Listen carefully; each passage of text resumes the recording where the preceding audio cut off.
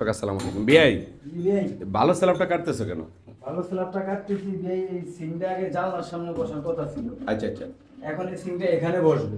আচ্ছা decision change হয়েছে, এর জন্য এখানে বসবে, তাই স্ল্যাব কাটতেছি।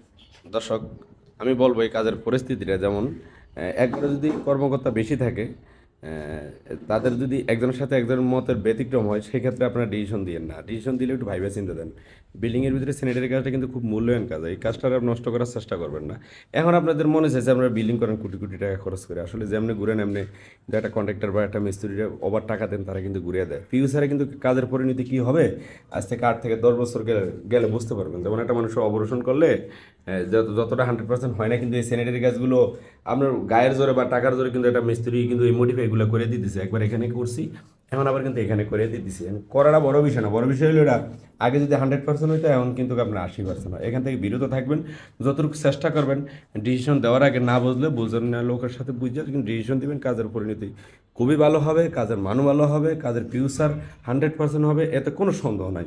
কারণ এই কাজটা কিন্তু 2-4 বছরের জন্য না, অপারেশনটা খুবই খারাপ।